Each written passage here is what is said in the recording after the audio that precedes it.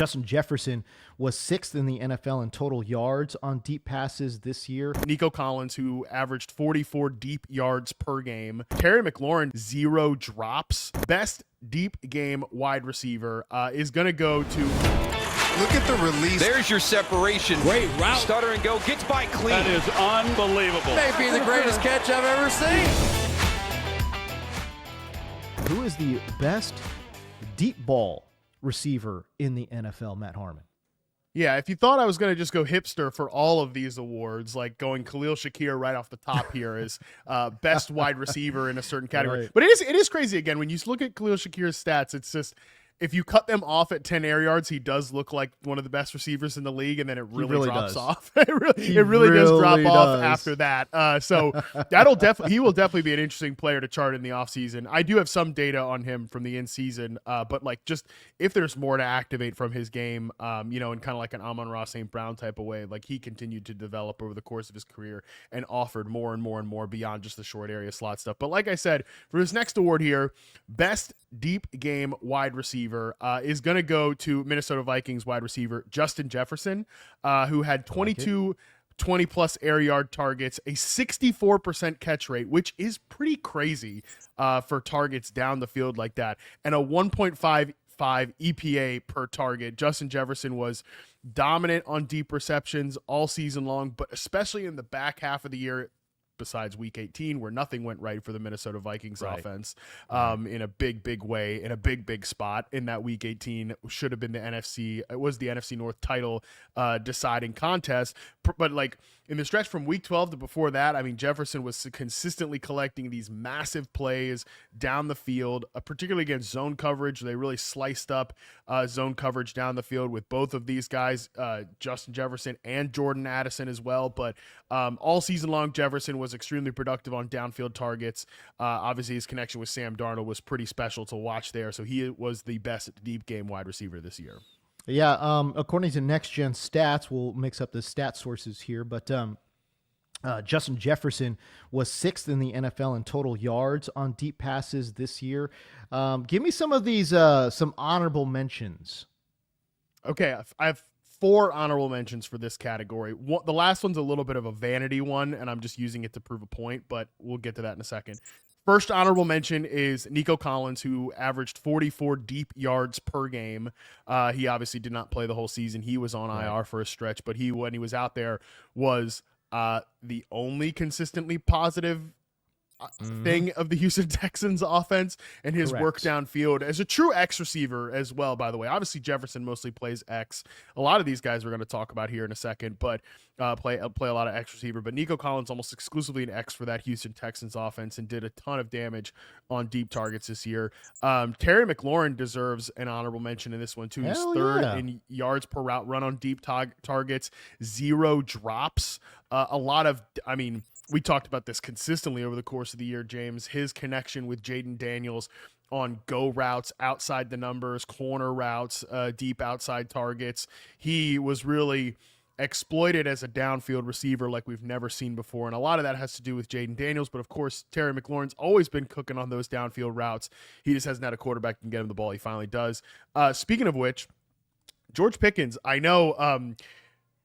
did anybody end the season on a more sour note at the wide receiver position than George Pickens? Probably not. He had obviously kind of a rough game on Christmas against the Chiefs.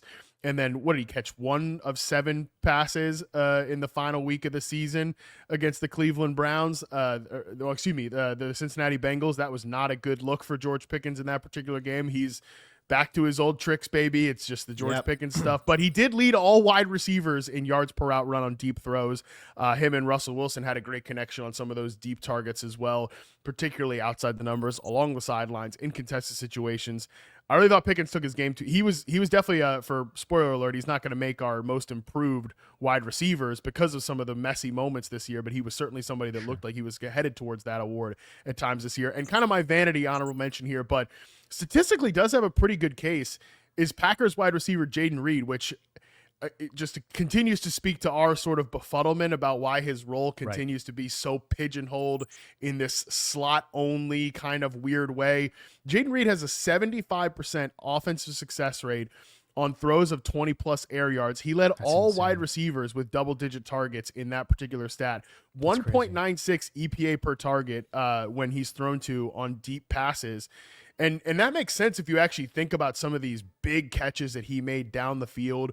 I want to see just every single stat that like is a Jayden Reed stat is an efficiency stat. It's not a volume stat. And I know that obviously sometimes when you just up the volume, the efficiency comes down. Although the player we just talked about in the previous segment, Khalil Shakir, is actually a test case against that, where he has continued to be super efficient despite getting more volume. Every single stat that you look at for Jayden Reed, especially any downfield stat, it's like, man, why doesn't he get the ball more? I think we need to see that going forward. I mean, you talk about the catch rate here. According to Next Gen Stats, right? Like he saw 14 targets on deep passes this year, and he brought home 11 of them. Right, a 78% catch rate on deep passes this year for Jayden Reed. I just want to put some context on those numbers. Obviously, it's number one when you're talking about qualified wide receivers here. It's number one by a lot. But the league average, according to Next Gen Stats, on deep passes is just a shade over 34%. Right, 34.6% catch rate. Jayden Reed's out here catching at 78.5% catch rate, bro. I mean, can we get this guy the ball? Can we get this man the ball? With Christian Watson now out with an ACL, I want to see in the playoffs, how much do they cook up for Jayden Reed? Because as you mentioned, when they've given him an opportunity to shine downfield, he's done exactly that. I don't know what else he needs to get done here, man. But you're right. The stats back up the fact that he is a very effective, extremely efficient downfield wide receiver. As a matter of fact, his 446 receiving yards on downfield throws, Matt, that was best for fourth most in the NFL. That is absolutely crazy. I don't understand why they're not trying to find more ways to get this guy involved. He does have a high drop rate this year, Jayden Reed. I think it's like 14%. A bunch of the Packers wide receivers obviously struggled catching the football this year. So apparently not on deep passes though. Yeah, no, I mean he has one drop on passes of 20 plus air yards this year. So by the way, that's funny. I was looking at this today, and I guess I think people assume, mostly because like these crushing drops downfield and like, that the farther the football is down the field, the harder it is to catch, things like that. The drop rate is actually higher on throws under 10 air yards than it is totally. On the inverse, because it's just think about it, like the passes are harder. They're coming to you faster. They might be a little less accurate. It's a little easier to drop those passes. But yeah, Reed, almost all of his drops have come on these kind of like shorter targets. And like he needs to obviously catch those. I'm not absolving him of those sins, but it is funny. Like when you look at his downfield stats, that's where he has been most impactful this year. And I would also say that's where he's been underutilized all year. Can I throw in one more honorable mention? A player that you have derided for his entire career, Matt Harmon. And that would be one Mr. Alec Pierce. Oh. You know what? That's not fair, but continue. Yeah, no, I know it's not. But no, Alec Pierce was incredibly productive downfield this year, right? 517 yards on downfield throws on deeper targets this year, according to Next Gen Stats. That was tops in the NFL. That's amazing. It's pretty good stuff. The catch rate was slightly above average at 40%. So again, honorable mention. I won't say he's the best. He certainly got a lot of opportunities. 30 targets of downfield throws. That was the most in the NFL. So it obviously tracks. You get all those opportunities, but he made something of it. 517 yards. The majority of his receptions this year came on downfield throws. And again, he was pretty productive in that area as well. So just a little bit of a shout out to Alec Pierce too. No, you're right. He led all wide receivers with 517 yards on throws of 20 plus air yards on 12 catches, by the way. Right. 12 catches for 517 yards, and he amazing. finished with just a shade over 700. So you can see where he made almost all of his plays this year was on those downfield shots.